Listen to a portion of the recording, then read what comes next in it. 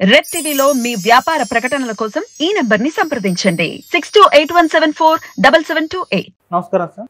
Sir, Pawan Kalyan గారు పిఠాపురం నుంచి ఎమ్మెల్యేగా పోటీ చేస్తారని చెప్పేసి ఆ మధ్య అనౌన్స్ చేశారు. అయితే ఇప్పుడు ఆయన ఇక్కడ నుంచి కాకుండా కాకినాడ నుంచి ఎంపీగా పోటీ చేయడానికి వెళ్ళిపోతున్నట్టు తెలుస్తుంది. ఎందుకు ఈ విధంగా కాకినాడకు షిఫ్ట్ అవుతున్నారు? మరి వార్తల్లో నిజం ఉందా? మీ ఒపీనియన్ ఏంటి సార్? పవన్ కళ్యాణ్ ముందు నుంచి కూడా కన్ఫ్యూజ్ చేసే సిద్ధాంతాన్ని ఫాలో అవుతాడు. అంటే కన్ఫ్యూజ్ చేయడం, జనాల్ని కన్ఫ్యూజ్లో ఉంచడం, చివరి వరకు ఏది తేల్చకపోవడం అనేది అతను ఎప్పటి నుంచో ఆ టాక్టిక్స్ అనేది ఫాలో అవుతాడు. చాలామంది అతనే కన్ఫ్యూజన్లో ఉంటాడు అనుకుంటారు. అలాగే మాట్లాడుతూ ఉంటాడు. తాను కన్ఫ్యూజన్లో ఉన్నట్టుగా జనాలు నమ్మిస్తుంటాడు.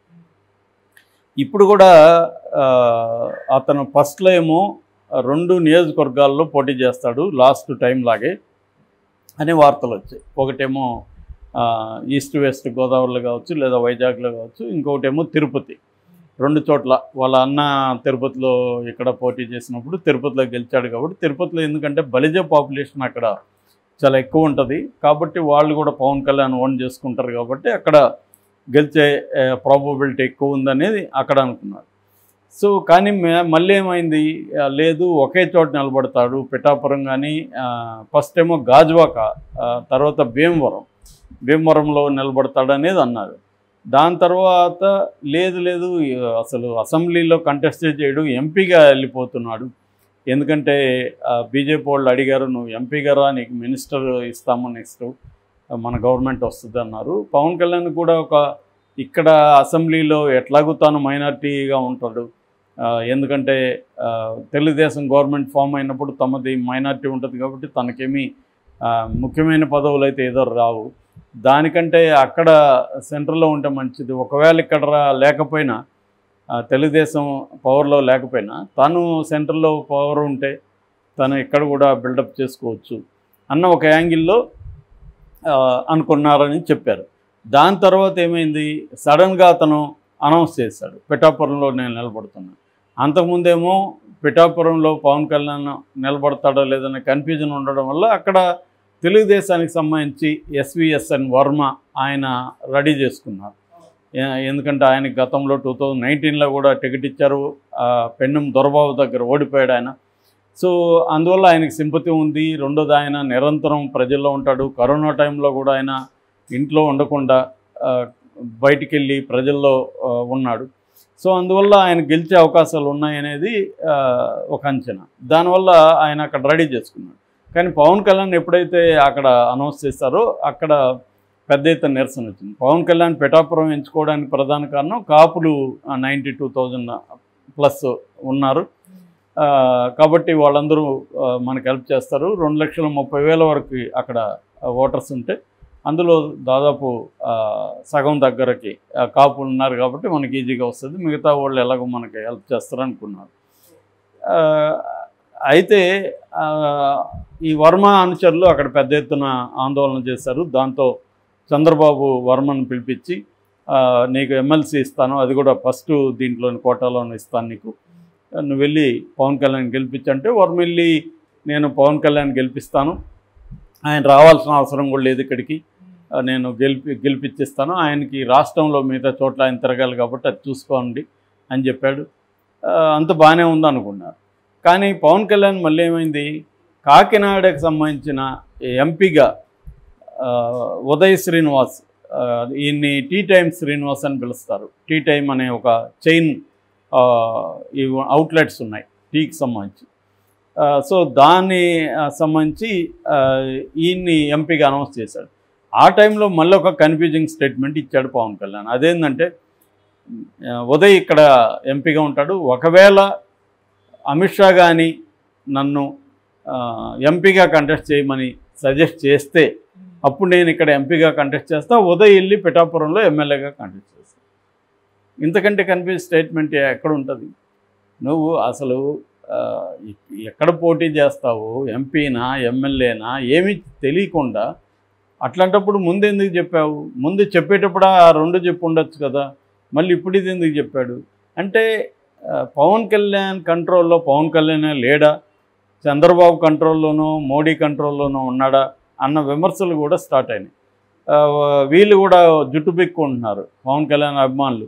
స్వామి ఏదో ఒకటి తేల్చండి, మమ్మల్ని ఇట్లా కన్ఫ్యూజ్ చేసి చావబోతద్దు అని వాళ్ళు కూడా. అంటే మేము ఎక్కడ పోయి నీకు క్యాంపెయిన్ చేయాలా, అక్కడ చేయాలా, ఇక్కడ చేయాలా, ఏం చేయాలి? దాంతో వర్మ ఇంకొక ట్విస్ట్ ఇచ్చాడు. వర్మ ఏమంటాడు, నీకోసం నేను త్యాగం చేశాను రా బాబు. పవన్ కళ్యాణ్ ఒక పార్టీ అధ్యక్షుడు కాబట్టి పొత్తులో భాగంగా మేము త్యాగం చేయమని చంద్రబాబు నాయుడు చెప్పాడు, చేశా. ఇంకెవరినో గొట్టంగా అని తెచ్చి ఇక్కడ పెడితే నేను ఎందుకు త్యాగం చేయాలి? అతను ఎలాగో గెలవడు ఇక్కడ. సో నాకు చంద్రబాబు కూడా ఏం చెప్పాడు, పవన్ కళ్యాణ్ కానీ ఎంపీకే గెలితే నువ్వే పోటీ చేయమని చెప్పాడు అని ఆయన అనౌన్స్ చేశాడు. దీంతో ఇంకా కన్ఫ్యూజన్ అయింది. అంటే చంద్రబాబు ముందే ఊహించి చెప్పాడా? ఒకవేళ పవన్ కానీ ఎంపీకే వెళ్తే నువ్వు ఇక్కడ చేయని చెప్పాడంటే అర్థం ఏంటి? అంటే వీళ్ళకి అందరికి ముందే తెలిసి ఒక గేమ్ ఆడుతున్నారా, లేదా కన్ఫ్యూజ్ చేస్తున్నారా? అసలు పవన్ కళ్యాణ్ కన్ఫ్యూజ్ ఎందుకు చేస్తున్నాడు?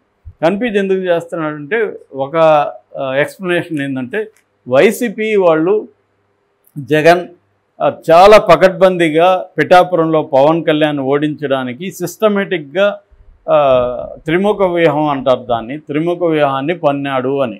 అంటే అక్కడ లోకల్గా వంగగీతని పెట్టడం, ఆమె ఎప్పటి నుంచో రాజకీయాల్లో ఉంది. పవన్ కళ్యాణ్ అక్కడ కూడా పప్పులో కాలేశాడు. ఆమె 2009లో ప్రజారాజ్యంతో రాజకీయాల్లోకి ప్రవేశించిందని మొన్న ఒకరోజు చెప్పాడు.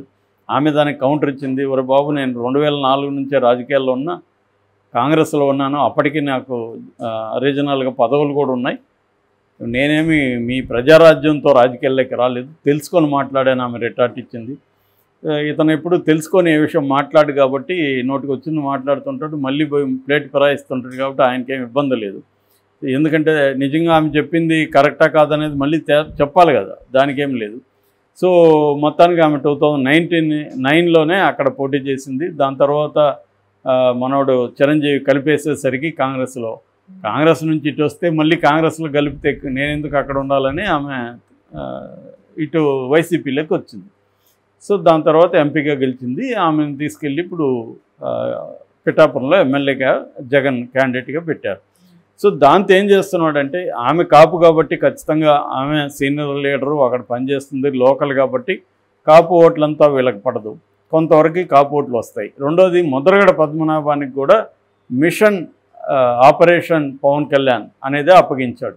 ఎందుకంటే గతంలో కూడా ముద్రగడ పవన్ కళ్యాణ్ ఛాలెంజ్ చేశాడు, నీకు దమ్ముంటే పిఠాపురంలో నా మీద పోటీ చేయని.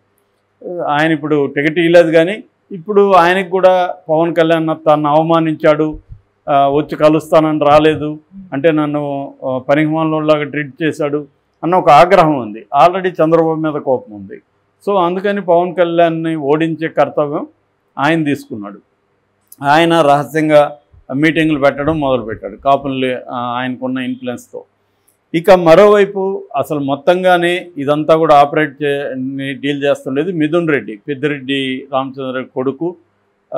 ఆయన ఎంపీ, ఆయనకి అప్పగించారు. ఉభయ గోదావరి జిల్లాలకి రీజనల్ కోఆర్డినేటర్ కూడా ఆయన ఆధ్వర్యంలో. అక్కడ ఇటుపక్క ఇంతకుముందు అక్కడ ఎమ్మెల్యేగా ఉన్న పెన్నెం దొరబాబుని, ఇటు దాడిశెట్టి రాజాని, ఇటు ద్వారంపూడి చంద్రశేఖర్ రెడ్డిని, వీళ్ళ హేమాహేమిలు వీళ్ళని అక్కడ దించారనమాట.